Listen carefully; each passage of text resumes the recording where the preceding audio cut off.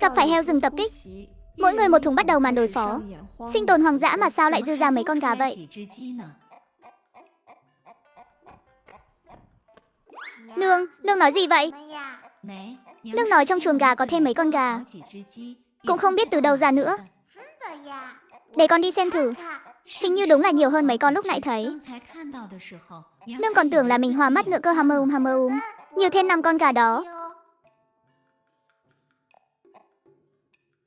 Bà ngoại, Tiểu Di, mấy con gà này là ông ngoại với cha mang về đó. Cha nói là cho Tiểu Di đó. Yêu cần nhiều gà vậy để làm gì thế? Hi hi nương. Yêu có việc cần dùng đó, đợi cha về rồi nói sau nha. Con đi đào cỏ đây. Quân, đảng, mau theo kịp nào, được rồi. Tiểu Bạch, chạy nhanh lên, chậm thôi. Lát nhớ về sớm đó, đừng về trễ quá, biết chưa? Biết rồi nương, tụi con đào cỏ xong sẽ về nhà liền.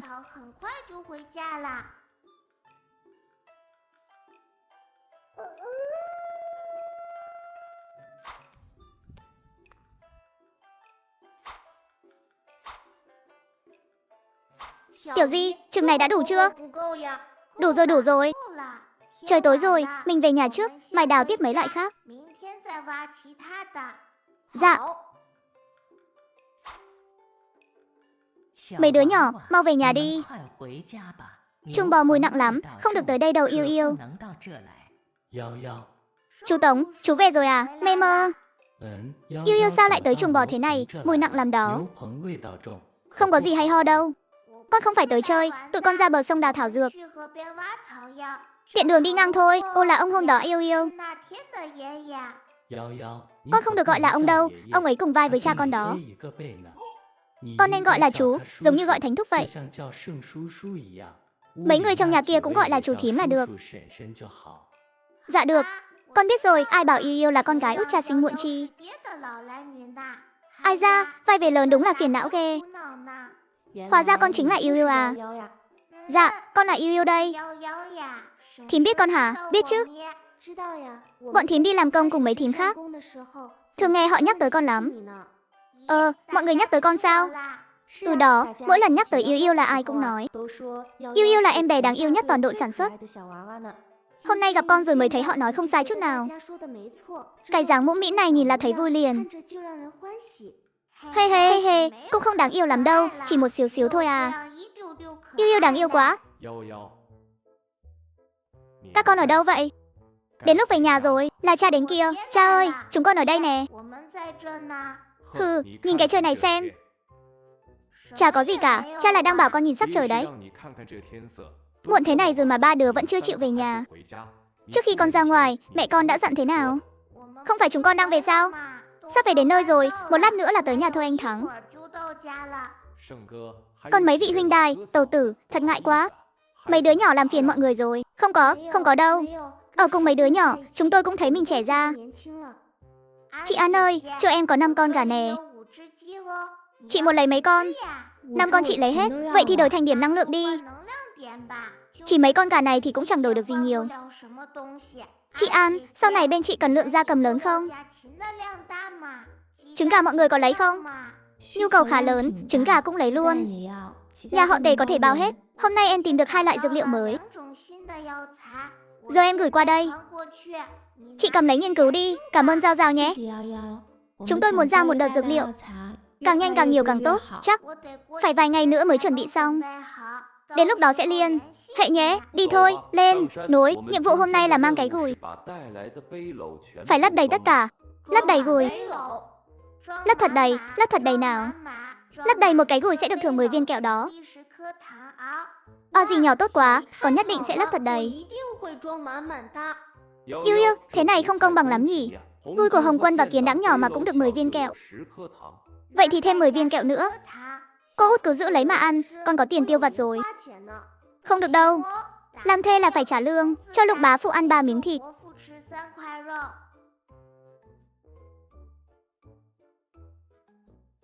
Lục bá phụ, Tiểu Bạch. Nói hướng kia 500 mét có 2 con lợn.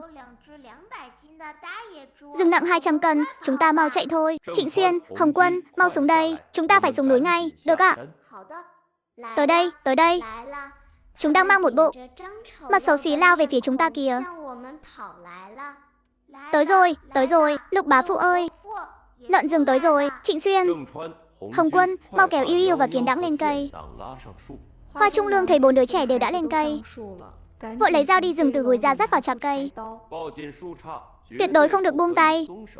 Biết chưa Trịnh Xuyên, ta đi nhử lợn rừng ra chỗ khác.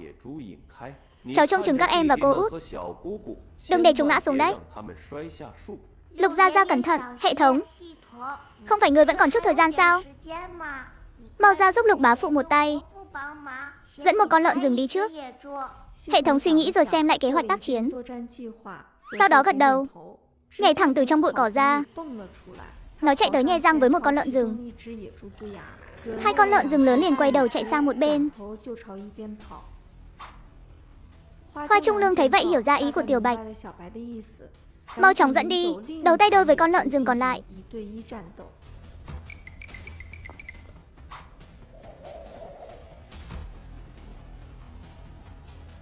Lại đây đi. Sau khi xoay vài vòng, con lợn rừng thấy cái cây này cản đường mình, nổi giận muốn xử lý cái cây này trước. Không ngờ sau khi tông mạnh, răng nanh kẹt vào thân cây. Hoa Trung Lương chấp thời cơ, dùng vũ khí trực tiếp xử lý, cho con lợn rừng đang xuất luôn. Xác nhận lợn rừng đã hẹo, Hoa Trung Lương thở phào nhẹ nhõm, lập tức gọi mấy đứa trên cây. Mau xuống đi, mùi xì dâu dễ dẫn dụ dã thú khác lắm. Chúng ta xuống núi ngay thôi. Hoa Chính Xuyên nhanh nhẹn, trước tiên đưa em trai, Kiến Đảng và cô út Hoa Ngọc Giao xuống cây an toàn. Sau đó chính cậu cũng nhảy xuống đất. Lục Gia Gia, con lợn rừng này chúng ta bỏ sao? Lấy chứ, các cháu đi trước giữ khoảng cách với ta. Ta sẽ kéo con lợn rừng theo sau. Lục lão gia, Tiểu Bạch đâu rồi? Sao không thấy nó? Nghe vậy Hoa Trung Lương vội quay đầu tìm kiếm, nhưng vẫn không thấy bóng dáng Tiểu Bạch đâu. Đôi mày nhíu chặt, ta đi tìm nó. Các cháu cứ xuống núi trước đi, đừng chạy lung tung. Lục bá phụ, cháu biết Tiểu Bạch ở đâu. Cháu đi cùng với bác. Thấy cô cháu gái bướng bỉnh, Hoa Trung Lương đành thỏa hiệp, quay sang dặn dò Hoa Chính Xuyên. Chính Xuyên, dẫn em trai cháu xuống núi đi, gọi người lên khiêng lợn, trên đường nhớ chú ý an toàn. Dạ. Lục Gia Gia và cô út bảo trọng nhé, cháu sẽ dẫn người lên ngay. Hoa Ngọc Giao dẫn Hoa Trung Lương đi sâu vào rừng. Rắc, nhanh chóng tìm thấy một con lợn rừng khác đâm đầu vào đá mà hẹo. Nhưng Tiểu Bạch vẫn không thấy tăm hơi đâu. Tiểu Bạch không ở đây, xem ra không bị thương, chỉ là không biết nó chạy đi góc nào rồi. Tiểu Bạch khôn lắm, mà chắc chắn sẽ tự về nhà. Lục bá phụ, cháu có cách cắt lợn rừng đi. Bác có cách à? Con lợn rừng này còn to hơn cả cháu nữa, cháu giấu đi đâu được. Hoa Ngọc Giao cười mà không nói, giơ tay nhẹ nhàng chạm một cái, con lợn rừng trên đất bỗng nhiên biến mất không dấu vết. Hoa Trung Lương kinh ngạc đến mức ngây người, nửa ngày trời không thốt nên lời. Bác nhìn xem, như vậy là được rồi. Đợi, người dưới núi lên, cháu sẽ lại lấy nó ra. Giấu ở đâu mà thần kỳ vậy? Giấu ở một nơi bí mật, đại gia gia họ đều biết cả. Chuyện này tuyệt đối không được nói với người ngoài. Thêm một người biết là thêm một phần nguy hiểm, nhớ kỹ chưa? Cháu biết rồi, chúng ta mau thu nốt con kia rồi nhanh chóng xuống núi thôi. Hoa Ngọc Giao giơ tay thu nốt con lợn rừng kia vào số dược liệu vừa hái. Hoa Trung Lương cúi người cõng cô bé, dào bước đi xuống núi, đến lưng chừng núi. Hoa Trung Lương bảo Hoa Ngọc Giao lấy hai con lợn ra. Cô ý giả vờ như kiệt sức, tựa vào thân cây, ngồi xuống thở dốc. Không lâu sau Hoa Chính Xuyên đã dẫn mấy người trong thôn chạy lên. Tiểu cô, Lục Gia Gia, chúng cháu tới rồi. Lục thúc, thúc cũng lợi hại quá đi, dám một mình kéo hai con lợn rừng xuống. Vì miếng thịt này, đừng nói hai con, có là ba con thúc cũng kéo xuống núi được. Trung Lương lần này lập công lớn, lát nữa chia thịt, cho thêm 10 cân cũng xứng đáng. Mau, mọi người giúp một tay khiêng lợn xuống núi, đừng ở lại đây lâu, tránh thu hút thú dữ tới tranh ăn. Mọi người nháo nhào khiêng lợn rừng lên. Hoa Ngọc Giao ngoan ngoãn nằm trong lòng Hoa Bính Hạ, cả đoàn nói cười, đi về phía thôn. Về tới trong thôn, mọi người trước tiên đem dược liệu đã hái phân lại, sau đó liền đi thẳng tới sân phơi thóc chờ chia thịt lợn rừng. Đại đội trưởng đặc biệt ưu tiên để lại cho Hoa Trung Lương nửa con lợn. để ông ấy chọn trước. Anh chọn trước đi, muốn miếng nào cứ lấy đừng khách sáo. Bác đại đội trưởng ơi, khi nào chúng cháu mới được ăn thịt lợn vừa mổ ạ? Các thím ở bếp sau đang bận làm rồi. Đến bữa tối chắc chắn sẽ được ăn nóng hổi. Hoa Trung Lương cười rồi tiến lên phía trước, từ nửa con lợn. Ông chỉ chọn lấy vài rẻ, xương và thịt ba chỉ đều là những phần bình thường nhất. Các xã viên đừng xem thấy vậy. Trên mặt ai nấy đều lộ vẻ áy náy, đều thấy ông ấy chọn như vậy là quá thiệt thòi. Lục bá phụ là tốt nhất, chẳng tham lam chút nào. Sau đó mọi người theo quy định bốc thăm chia thịt. Hoa Ngọc Giao xung phong đi bốc thăm. Tay cô bé cực kỳ đỏ, một lèo bốc trúng 3 miếng thịt nạc thượng hạng. Ở một bên khác, nhị gia Hoa gia là Hoa Bình Ngọc về đơn vị, mang theo bản tài liệu mật và một đồ chơi không có kẹo đồng. Cùng giao cho người đồng đội là Chu An.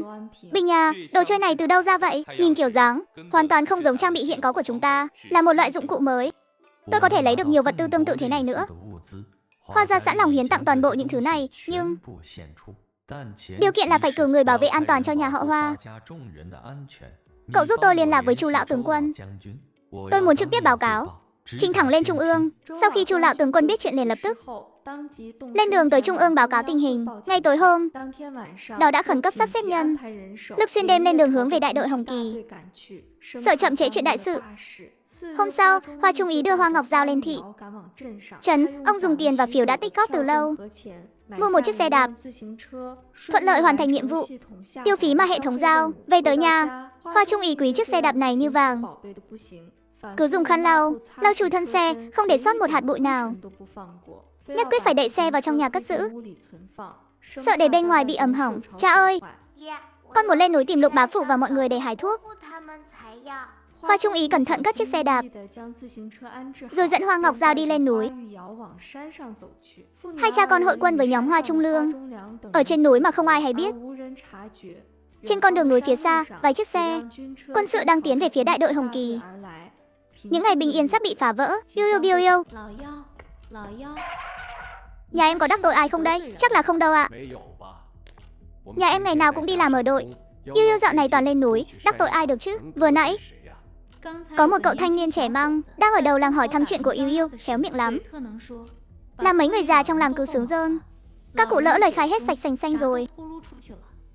Chị Lâm à, người đó đi một mình thôi sao? Đúng vậy, ăn mặc chỉnh tề, nhìn không giống người xấu.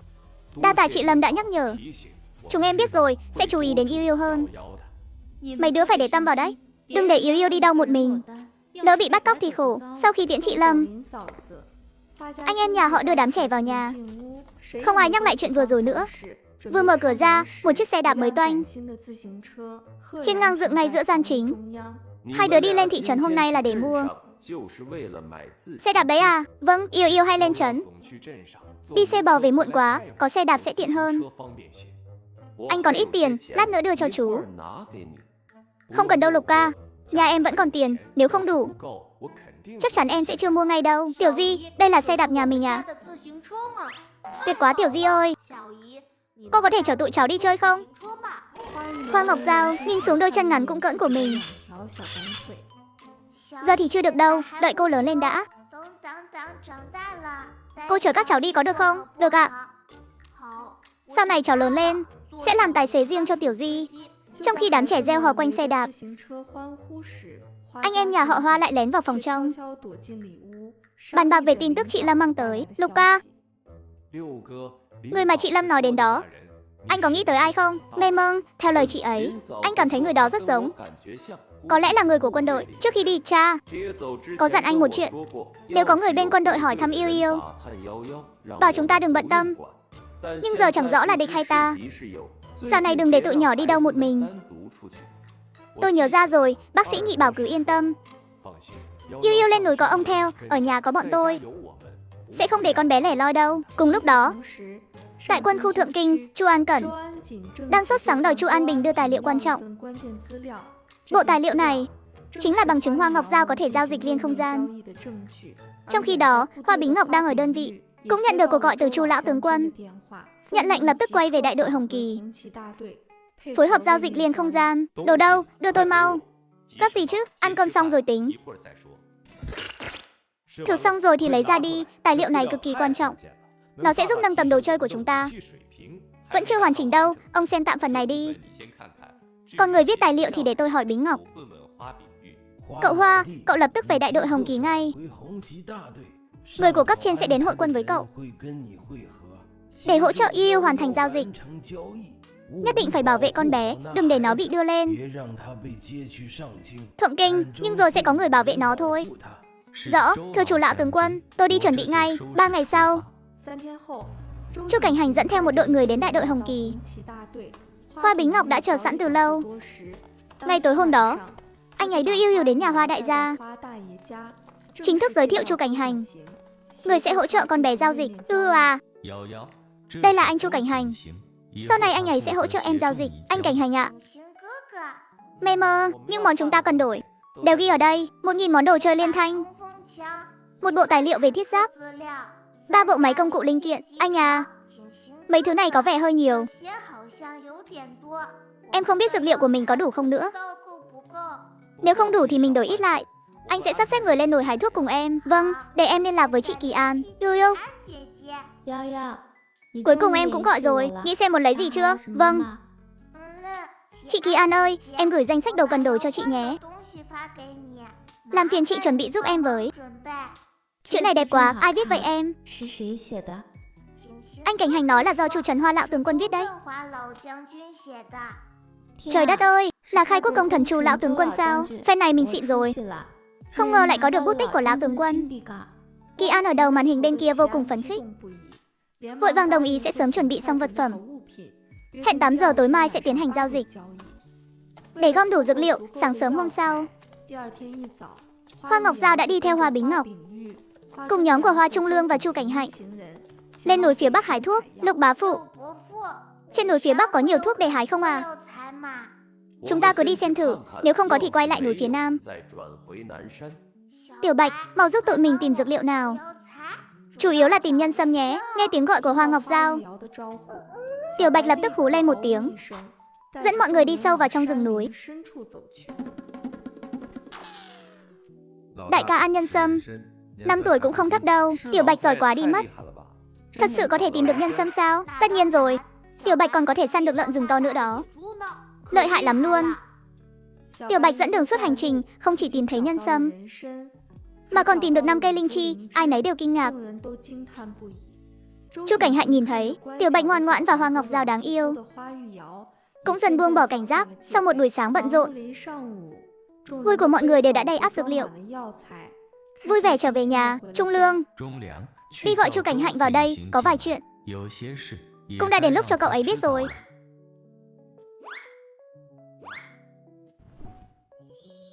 Đây là một số khả năng của Yêu Yêu. Hy vọng cậu hãy giữ bí mật, chỉ để Chu Lão tướng quân và các lãnh đạo biết là được. Quá nhiều người biết sẽ không an toàn. Nhị gia gia yên tâm, cháu nhất định sẽ bảo vệ tốt cho Yêu Yêu. Anh Cảnh Hạnh, tối nay chúng ta đi giao dịch luôn đúng không? Em mong chờ quá đi. Mê mơ, sau khi xong việc, anh đưa em ra sân giao dịch. Màn đêm buông xuống, nhóm người Hoa Bính Ngọc lái xe đến ngôi nhà riêng biệt trên thị trấn. Một cuộc giao dịch xuyên không gian sắp sửa chính thức bắt đầu, và bí mật của Hoa Ngọc Giao cũng sẽ dần được tiếp nối trong sự tin tưởng. Chú ý xem, bé con đáng yêu này đang giao dịch xuyên không gian, vừa mới đổi xong đồ chơi và máy móc. Giây tiếp theo, màn hình bỗng thay đổi. Một người khổng lồ còn to hơn cả ngọn núi đột nhiên xuất hiện trước mắt cô bé. Đi thôi, chúng ta đi xem kho để đồ trước đã. Chu Cảnh Hạnh dẫn mọi người đi về phía kho ở trong sân. Nhìn cái kho không mấy rộng rãi, mọi người đều cảm thấy lo lắng. Nhiều vật tư giao dịch thế này, để ở đây thực sự không an toàn. Thế này liệu có ổn không? Nhiều thiết bị quý giá như vậy, lỡ bị phát hiện thì hỏng bét. Trong viện lớn này chắc phải có hầm ngầm. Tìm xem, đồ nhỏ để hầm ngầm, đồ lớn để bên ngoài. Giấu cho kỹ vào. Được, để tôi bảo người vào bếp tìm thử. Hầm ngầm thường ở phía đó.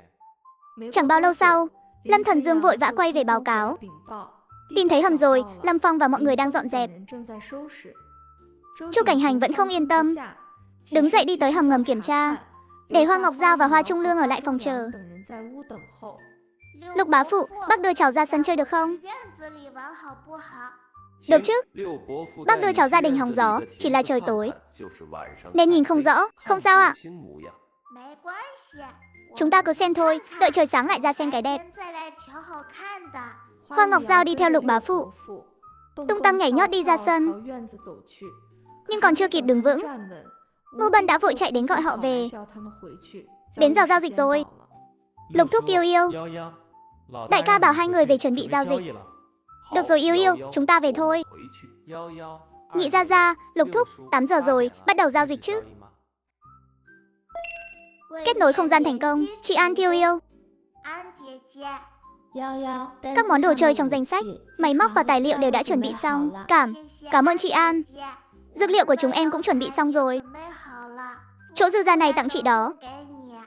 Còn có cả mấy loại thảo dược mới tìm được tặng các bác ở viện nghiên cứu, để các bác nghiên cứu. Cảm ơn em nhiều nhé yêu yêu.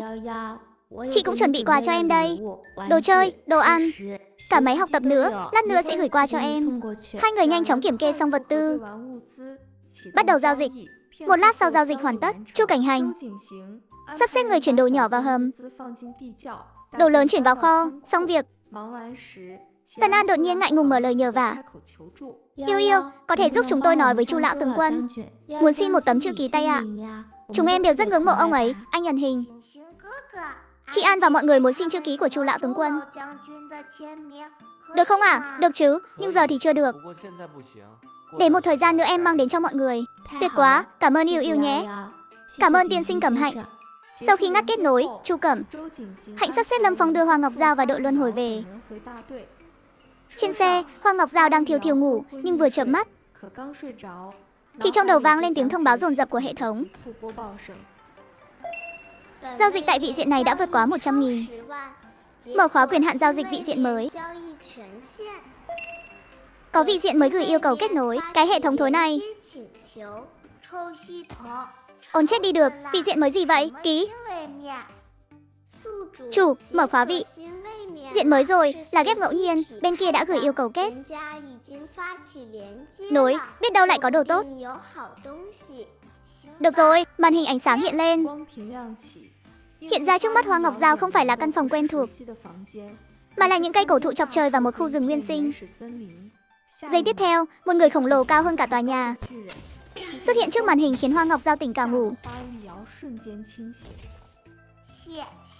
Hệ thống, đây là nước người khổng lồ hả? Ông ấy to quá vậy. Đúng rồi ký chủ, là vị diện người khổng lồ nguyên thủy. Đừng sợ, ông ta không chạm vào em được đâu. Chào ông, cháu là Yêu Yêu, là một nhà giao dịch nhỏ tuổi ở vị diện khác. Chào cháu, ta là Tăng Tơ. Đây là nước người khổng lồ. Chú Tăng Tơ ơi, cháu tên là Yêu Yêu. Đây là đèn bàn năng lượng mặt trời, dùng để chiếu sáng ạ. Cái thứ sáng lấp lánh này ta có thể đổi lấy không? Ta dùng trái cây đổi với cháu. Tăng Tơ nhìn cái đèn với ánh mắt đầy mong đợi. Chú ấy bảo mình có loại của rất ngọt, còn có loại của có thể phun lửa và đóng băng thần kỳ. Hoa Ngọc Giao nghe xong liền thấy hứng thú, lập tức đồng ý giao dịch. Được ạ. Chú Tăng Tơ, quả đóng băng với quả phun lửa trông như thế nào à? Ăn vào có sao không? Ăn vào không sao đâu. Quả đóng băng ăn vào sẽ tỏa hơi lạnh, có thể đóng băng cả hang động. Quả phun lửa ăn vào sẽ thấy nóng và có thể phun ra lửa. Giờ ta đi hái cho cháu ngay, để ta tìm thêm mấy củ ngọt cho cháu. Đợi đã chú Tăng Tơ, cháu còn muốn loại cỏ này và loại nấm đỏ này nữa. Chú tìm giúp cháu được không? Loại cỏ này ta thấy rồi. Dưới vách núi phía đông có cả một vùng lớn. Chú đi lấy cho con ngay đây. Hái thêm nấm đỏ cho con. Sang Tháp quay người chạy đi. Màn hình ánh sáng di chuyển theo góc nhìn của chú ấy. Không lâu sau Sang Tháp đã đến chân vách núi và ngồi xuống, thận trọng đào nhân sâm lên. Chú Sang Tháp ơi, chú cẩn thận nhé, đừng làm đứt rễ của nó. Được rồi, chú sẽ cẩn thận. Lúc này, Hoa Trung Ý bước vào phòng, thấy con gái nhỏ đang nói chuyện với màn hình, mỉm cười đi tới hỏi han. Hoa Ngọc Giao kéo tay cha, bảo ông nướng cho mấy củ khoai lang, muốn mời Sang Tháp nếm thử mỹ vị từ lòng đất. Cha ơi, cha nướng cho con mấy củ khoai lang được không? Cho chú Sang Tháp ăn. Bên chú ấy chưa bao giờ được ăn đồ dưới đất cả. Được thôi, cha đi nướng cho con ngay đây. Xem Yêu Yêu của chúng ta kìa, còn biết tiếp đãi bạn bè nữa. Sang Tháp đã tốn rất nhiều sức, cuối cùng cũng đào được một củ nhân sâm nguyên vẹn. Củ nhân sâm đó còn to hơn cả em bé. Hoa Ngọc Giao nhìn mà há hốc mồm. Sau đó chú ấy lại đi hái linh chi, của phun lửa, của đóng băng và của ngọt. Đặt trước màn hình. Yêu yêu, đồ con cần đều ở đây cả rồi. Còn muốn gì nữa không? Chú sẽ đi tìm thêm. Đủ rồi ạ. Chú Sang Tháp ơi, cảm ơn chú nhiều lắm. Con dùng đèn bàn. Con có mấy thứ này đổi với chú. Cái thứ nhỏ bé này sắc bén thật, dùng thích quá. Yêu yêu, chú còn muốn đổi thêm đèn bàn và đại đao để tặng cho cha mẹ của chú. Có thể dùng quả và cỏ để đổi không? Được chứ chú Sang Tháp. Con sẽ chuẩn bị sẵn, lần giao dịch tới sẽ đưa chú. Hoa Trung Ý bưng khoai lang nướng vào.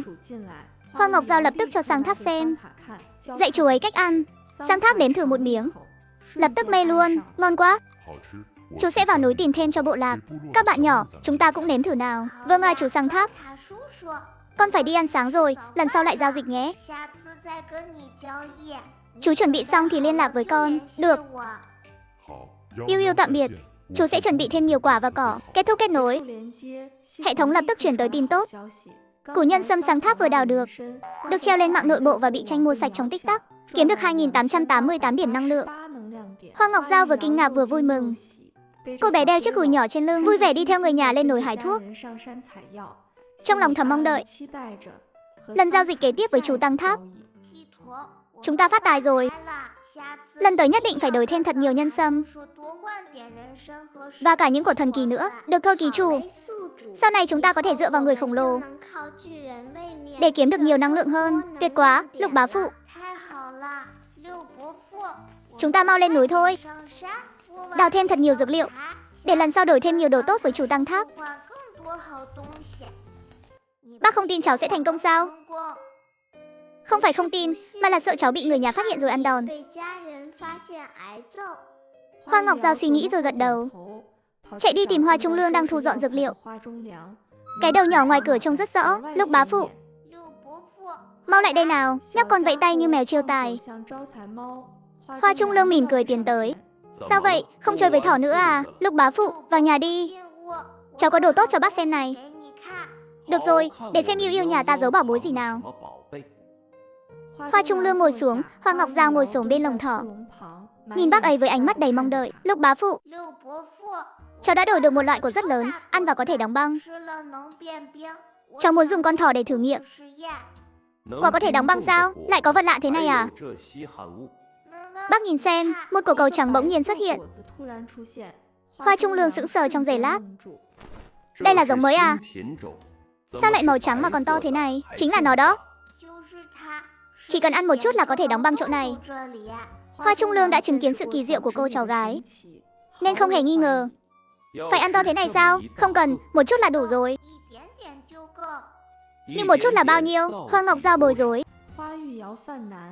thầm hỏi hệ thống. Hệ thống, liều lượng là bao nhiêu? Cái này khó nói lắm. Con thỏ nhỏ hơn dã thú của Tăng Tháp, nên cho ăn ít để quan sát. Đừng cho ăn nhiều để tránh rò rỉ năng lượng. Ăn ít quá thì có đóng băng được không? Nếu không đủ thì có thể ăn thêm lần nữa không? Ăn ít quá sẽ không kích phát được năng lượng. Ăn thêm cũng vô ích, việc dùng của cải tạo cơ thể chỉ có duy nhất một cơ hội thôi. Hoa Ngọc Giao đang định phàn nàn, hệ thống vội vàng bổ sung thêm. Thành công có thể đóng băng kẻ thù. Ăn nhiều quá thì vận động để xả năng lượng. Được rồi, tôi đi hỏi các hệ thống khác tìm cách. Hệ thống nhanh chóng có phản hồi. Hoa Ngọc Giao quay sang bảo Hoa Trung Lương, Lục bá, cắt một miếng to bằng bàn tay của bác ấy, cho thỏ ăn. Hoa Trung Lương cắt miếng nhỏ ném vào lồng. Thỏ trắng ăn xong thì bắt đầu co giật. Rất nhanh toàn thân đã phủ đầy xương băng. Đóng băng thật kìa, đỉnh quá hệ thống ơi. Khi nào thì cho nó vận động, không kịp thì tính sao? Đợi nó hết co giật đã rồi mới vận động. Không kịp thì đổi con khác. Thỏ trắng ngừng co giật. Hoa Ngọc Giao định đưa tay thì bị Hoa Trung Lương cản lại. Yêu yêu, đừng động vào, để Lục bá, cháu đừng động. Hoa Trung Lương vừa đưa tay, thỏ trắng liền né tránh ngay. Nó chỉ nhìn cháu thôi, nó chỉ muốn để cháu bắt. Hoa Ngọc Giao đưa tay ra, thỏ trắng chủ động lại gần còn cọ vào tay cô bé. Cảm giác mát lạnh khiến cô bé cười tít mắt, mát quá đi. Thỏ con ơi, chúng mình cùng vận động nào. Hoa Ngọc Giao chạy, thỏ cũng chạy theo sau. Chẳng mấy chốc Hoa Ngọc Giao đã mệt lử. Thỏ trắng lại gần cọ vào chân cô bé. Thỏ ơi, chị mệt rồi, em tự nhảy đi nhé. Nhảy xong chị cho em ăn rau xanh. Thỏ trắng bắt đầu nhảy nhót vận động. Đến khi xương tan, không còn khí lạnh mới dừng. Thỏ ơi, có đóng băng được cốc nước này không? Thỏ trắng ngơ ngác. Hệ thống bảo cô bé tấn công nhẹ để kích hoạt bản năng nó. Hai người đi ra phía hậu viện. Hoa Ngọc Giao ném đá nhưng không trúng. Con thỏ cứ tưởng là đang đùa giỡn với nó. Hoa Trung Lương lặng lẽ ném một viên đá. Thỏ trắng thấy nguy hiểm liền tỏa hàn khí đóng băng đá. Thỏ trắng làm được rồi kìa. Lợi hại quá, thỏ trắng liên tục nhả băng. Đóng băng cả hàng rào đất luôn. Hai người bối rối, hàng rào băng này thu lại kiểu gì? Thỏ ơi, mau thu băng lại, đừng để ai nhìn thấy nha. Thỏ trắng chỉ lo gặm rau. Giọng của Hoa Trung Ý đột nhiên vang lên. Yêu yêu, Lục ca, hai người đang làm gì thế? Hoa Trung Ý thấy hàng rào băng thì vô cùng kinh ngạc.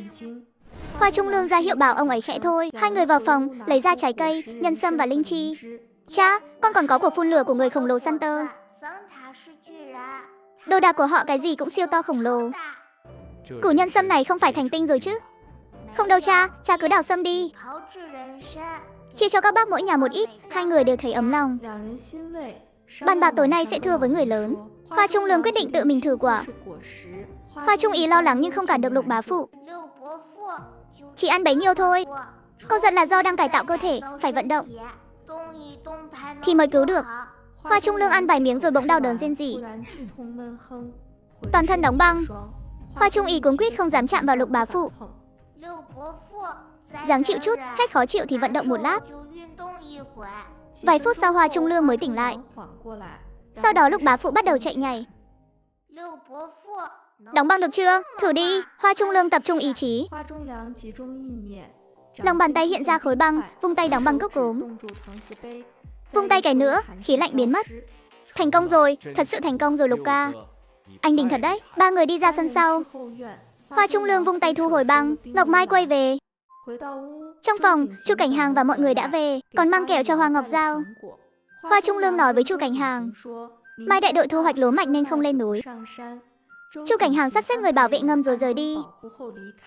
Giang Hồng, Quân, hai anh em đến rủ Hoa Ngọc Giao ra gốc cây chơi. Con bé nhét kẹo vào túi rồi chạy đi. Hoa Trung Lương vội theo sau, hai anh em chơi bắn bi. Hoa Ngọc Giao xà vào nghe các bà thím hóng hớt. Thím Kim, thím thật sự thấy thím Mai với chú Đại Ngư chui vào đống củi sao? Trong đó nhiều muỗi lắm. Họ đang gặm cái gì vậy? Các bà thím ngượng chín mặt. Hoa Trung Lương đen mặt đi tới, nhấc bổng Hoa Ngọc Giao lên. Cái đồ quỷ nhỏ này toàn nghe mấy chuyện tào lao. Hồng Quân, Kiến Đãng về nhà thôi. Lục bá phụ, con vẫn chưa nghe xong mà, cho con nghe thêm tí xíu nữa thôi. Hoa Trung Lương bế cô bé chạy thẳng về nhà. Các bà thím bấy giờ mới thở phào, tự nhủ lần sau buôn chuyện phải xem có trẻ con không. Về đến nhà, Hoa Trung Lương dặn dò anh em Hồng Quân, đi đâu cũng phải dắt dì nhỏ theo, không được cho con bé xà vào hội bà thím hóng. Chuyện thị phi, hai anh em ngoan ngoãn vâng lời. Mọi người dần về đông đủ. Vương Thục cầm cản Hoa Ngọc Giao đang định nhào vào Hoa Trung Ý. Người cha con bẩn lắm, đừng có nhào lên. Quần áo bẩn hết rồi, không sao đâu, con sẽ giặt, nhất định sẽ giặt sạch. Cả nhà cùng nhau cười nói. Hoa Trung Ý nhắc lại lúc thu hoạch lúa mạch, ông và Khương Đại Dũng giặt đồ không sạch nên bị phạt giặt thêm 2 ngày. Hoa Ngọc Giao và các cháu cũng muốn giúp một tay. Cuối cùng Giao kèo nếu giặt không sạch sẽ bị phạt chép 2 đoạn Tam Tự Kinh. Trong sân đầy ắp tiếng cười nói vui vẻ.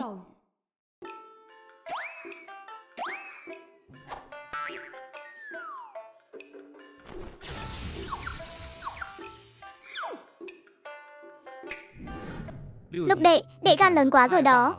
Không bàn bạc với mọi người mà đã tự mình thử nghiệm. Lỡ xảy ra chuyện gì? Đại ca, em và Yêu Yêu đã thử trên con thỏ rồi, không có vấn đề gì mới dùng lên mình. Em không có lỗ mãng vậy đâu. Đệ còn dám nói nữa à? Chuyện lớn như vậy cũng không thèm nói với chúng ta tiếng nào, cứ thế lén lút làm cùng với Yêu Yêu. Chưa nói chuyện đệ có sao không? Nhỡ đệ ăn của vào rồi phát điên lên làm hại đến Yêu Yêu thì tính sao? Đây mới là trọng điểm đúng không? Chẳng phải có cha của Yêu Yêu ở đó sao? Có thể xảy ra chuyện gì được chứ? Người rèn luyện hàng ngày như anh ấy, chắc chỉ vài chiêu là hạ gục được đệ rồi.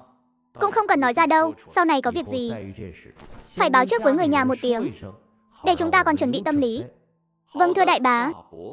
Mê mâng, mấy loại của mà đệ nói đều ở chỗ Yêu Yêu à? Dạ đúng thưa đại bá. Yêu Yêu, cái nhiệt của đó chúng ta vẫn chưa thử, đại bá. Hay là cái nhiệt của này để con thử cho. Lúc cải tạo cơ thể, đau đớn không hề nhỏ đâu. Chú chịu nổi không? Con là cha của 5 đứa nhỏ rồi. Chút đau đớn này bỏ bèn gì. Đi gọi Yêu Yêu vào đây, chúng ta thử cái của này xem. Dạ. Ông cả, ông hai, đại bá. Ngọc Giao, vừa nãy Lục bá của con nói con có 2 loại của đặc biệt. Dạ đúng rồi ạ. Cái này là nhiệt của, còn cái này là đống của. Vậy ăn cái của này vào thì đối với cơ thể có ảnh hưởng xấu gì không? Dạ không có ảnh hưởng gì đâu ạ. Thành công sẽ có năng lực cực đỉnh. Ngọc Giao, giờ cắt một miếng cho cha con ăn, để xem có thành công không. Cha ơi, nếu cha ăn thì cắt miếng nhỏ hơn của Lục bá một tẹo nhé. To chừng này là được rồi. Ăn đi, chúng con đều ở đây. Nếu thấy không khỏe trong người nhất định phải nói nhé. Được rồi, mọi người nhìn Hoa Trung Ý ăn trái cây. Ánh mắt dán chặt vào ông, không dám rời đi nửa bước. Lục bá phụ, lấy của cho mọi người ăn đi ạ.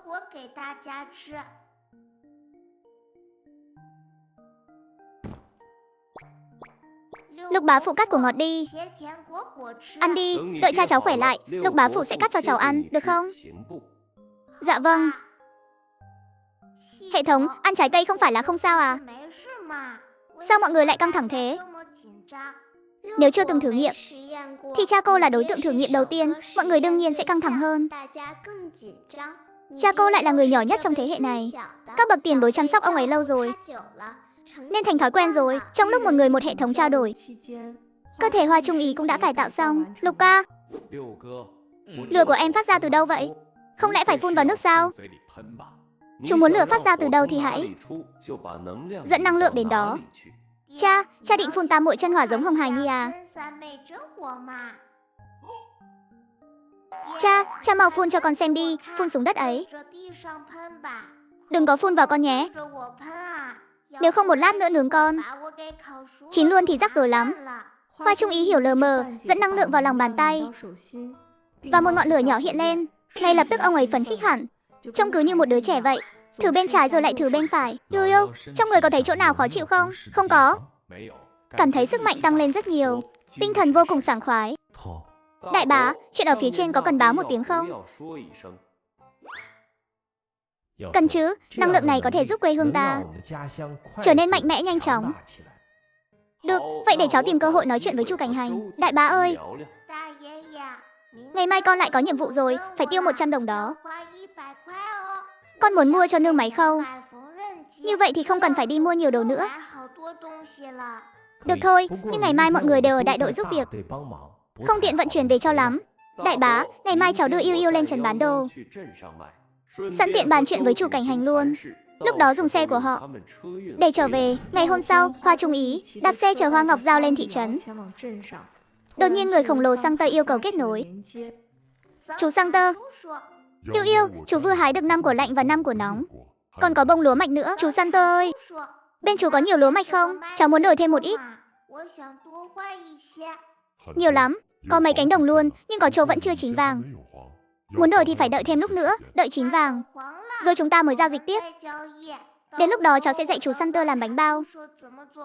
Nếu Yêu Yêu chịu dạy chú sẽ hái cả cánh đồng lúa vàng tặng cháu luôn. Chuyện nhỏ ạ, mọi người làm gì ở đây vậy?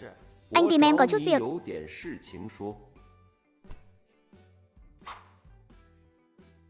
Yêu Yêu ăn cơm đâu có nhiều.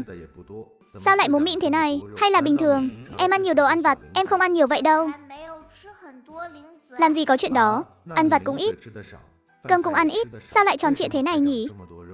Yêu Yêu nói với anh xem nào, làm sao mới có thể được nhiều thịt như em? Sau này anh cũng nuôi con như vậy. Cứ nhắc chuyện này hoài vậy, em đâu có béo đâu. Thế này là vừa vặn rồi, không có dư đâu nha. Anh tưởng em là đứa trẻ 3 tuổi hả? Biết ngay là anh đang trêu em mà. Sao vậy? Anh lỡ lời rồi. Yêu Yêu thế này là vừa đẹp, có phúc khí lắm. Chúng ta đừng thèm quan tâm anh Lăng Phong nữa. Anh Lăng Phong của em không biết ăn nói, đừng có chấp anh ấy làm gì. Yêu Yêu là bậc tiền bối, phải đại nhân đại lượng chứ. Vậy thì tiểu nhân đại lượng, em không thèm chấp nữa.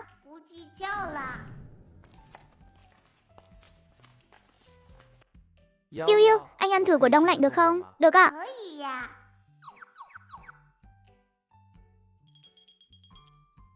Anh Cảnh Hành không thấy đau sao? Cũng ổn, vẫn trong tầm chịu đựng được. Lạ thật, Chu Cảnh Hành chẳng có phản ứng gì hết. Không lẽ là do ăn ít quá nhỉ?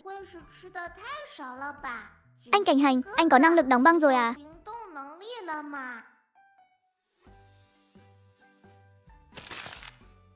Hoa Trung Lương nhìn cái ghế bị đóng băng. Một luồng ý chí chiến đấu bùng lên. Sao tại chút không? Yêu yêu còn ở đây mà, hôm khác hãy đấu. Anh Cảnh Hành ơi, chúng ta có thể làm những thanh đại đao thật lớn không? Chú Sunter và mọi người to quá, dùng đao thường hơi nhỏ. Được chứ, nhưng mà tốn nhiều nguyên liệu lắm. Để anh bàn bạc lại với cấp trên xem sao. Vậy đến lúc đó, em sẽ bảo chú Sunter đợi một chút nha. Vất vả cho yêu yêu rồi, không vất vả đâu ạ. Các anh mới là người vất vả nhất đó. Dạ. Chú Lục xấu tính quá, ha ha ha, anh Cảnh Hành. Anh có thể tìm cho người nhà em một công việc được không ạ?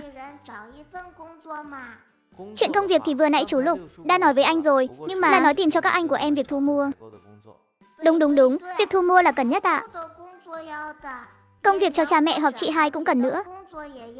Cần 2 vị trí lận nha anh. Việc thu mua thì dẫn em theo cùng đi làm nhiệm vụ giao dịch. Còn công việc ở nhà là để người ta thấy nhà mình cũng có đồng ra đồng vào. Như vậy mới có thể mua đồ tốt để sửa nhà nữa. Được rồi, anh Cảnh Hành biết rồi. Lúc gọi điện anh sẽ nhờ người ta sắp xếp cho em luôn.